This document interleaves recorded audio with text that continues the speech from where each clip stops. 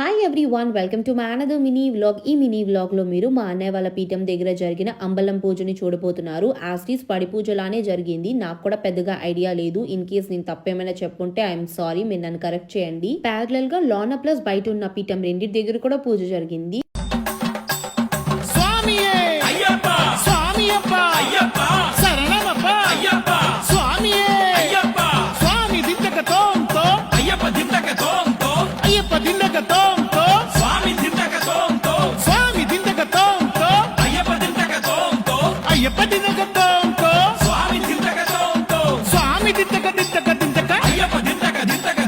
Ayyappa దింతక